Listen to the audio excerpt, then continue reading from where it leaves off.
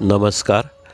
श्री वामनराज प्रकाशनाने प्रकाशित केलेल्या परमपूज्य सद्गुरू श्रीद तथा मामा देशपांडे महाराज बृहच्चरित्र प्रकल्पाअंतर्गत असलेला पंचम खंड उत्तरार्ध श्रीपाद दर्शनसुद्धा आज बघणार आहोत. परमपूज्य सद्गुरू योगीराज श्री मामा महाराज देशपांडे यांच्या बहुआयामी व्यक्तिमत्वाच्या विविध पैलूंचे मनोहर दर्शन घडविणारे निवडक लेख यात समाविष्ट आहेत. या खंडातून परमपूज्य श्री मामांच्या व्यक्तिमत्वाचे विविध पैलू त्यांच्या सर्व वैशिष्ट्यांसह व्यक्त व्हावेत असा प्रयत्न केलेला आहे.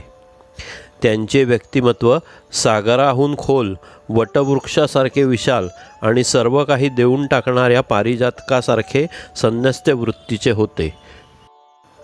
अशा या विलक्षण, तेजस्वी आणि स्नेहमय व्यक्तिमत्वाचे दर्शन प्रस्तुत खंडातील निवडक अशा 22 लेखांच्या रूपाने घडवण्याचा प्रयत्न यातून केला आहे.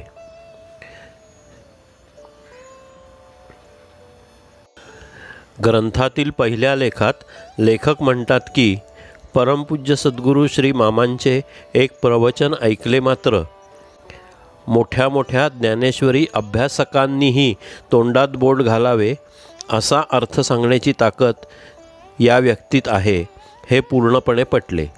या प्रवचनामुळे ज्ञानेश्वरीकडे पाहण्याची माझी दृष्टीच फार बदलून गेली. श्री मामांचे स्वभाव विशेष व आदर्श सद्गुरू स्वरूप या दुसऱ्या लेखात श्रीमती सुलभा साठे सांगतात, एखाद्या व्यक्तीला पाहिल्याबरोबर त्या व्यक्तीच्या स्वभावातील गुणविशेष आपल्याला लक्षात येतात. तसे परमपूज्य सद्गुरू श्री मामांना पाहिल्याबरोबर ते अत्यंत प्रेमळ दिसत. त्यांच्या नजरेत आईचे वात्सल्य होते आणि पहिल्या भेटीतच आपण त्यांच्याकडे ओढले जावे अशी त्यांची वागण्याची खुबी होती. श्री मामा दिव्यत्वाची मधुर प्रचिती या तिसऱ्या लेखात परमपूज्य सद्गुरू सौ शकुंतलाताई अक्टे यांनी त्यांच्या आठवणी सांगितल्या आहेत. त्यात परमपूज्य सद्गुरू श्री मामांवर झालेल्या विषप्रयोगाचाही उल्लेख आला आहे. त्यातून त्यांना मित्र आणि शत्रू सारखेच होते असे लक्षात येते.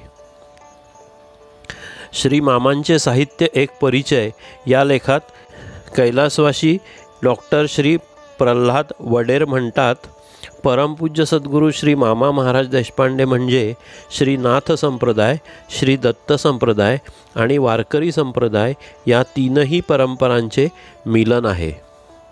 ते पुढे म्हणतात, श्री मामांचे वाङ्मय विविध प्रसंगांच्या निमित्ताने निर्माण झालेले आहे. त्यांनी पुढे त्याबद्दलची संपूर्ण माहितीही दिली आहे. ह्या 400 पृष्ठे असलेल्या ग्रंथात आलेले काही लेख याप्रमाणे आहेत. श्री मामांचा ज्योतिष व्यासंग, श्री मामांनी सांगितलेल्या बोधकथा, दृष्टांत आणि दाखले, श्री मामांचे वैद्यकीय ज्ञान आणि त्याचा उपयोग, श्री मामा एक आदर्श सद्गुरू माऊली, श्री मामांनी आयोजित केलेल्या भक्तियात्रा, श्री मामांचा लोकसंग्रह, श्री मामांच्या ठिकाणी झालेला आध्यात्मिक कृपा परंपरांचा त्रिवेणी संगम हा वैकुंठवासी प्राध्यापक श्री शांताराम कवडे यांचा ग्रंथातील 12वा लेख आहे. यात त्यांनी ह्या तीनही परंपरा कुठल्या हे दिले आहे व शक्तिपाद योग परंपरा पण दिली आहे. तसेच ह्या परंपरेतील महात्म्यांचा परिचयही दिला आहे.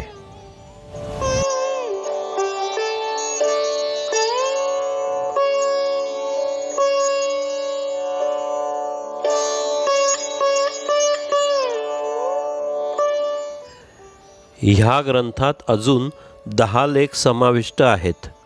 त्याचा अभ्यास आपण ग्रंथातून करावा ही विनंती. परमपूज्य सद्गुरू श्री शिरीषदादा कवडे ह्या ग्रंथात सांगतात, खरे तर परमपूज्य सद्गुरू श्री मामांसारख्या अनंत मिती व्यक्तिमत्व असलेल्या महात्म्यांना असे कितीही ग्रंथ खंड छापले तरी सर्वार्थाने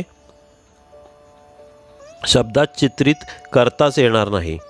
तरीही समस्त सद्भक्तांनी रसिक वाचकांनी आपल्या अंतःकरणाचे दरवाजे उघडे ठेवून ह्या सर्व लेखांचे परिशीलन करावे। धन्यवाद।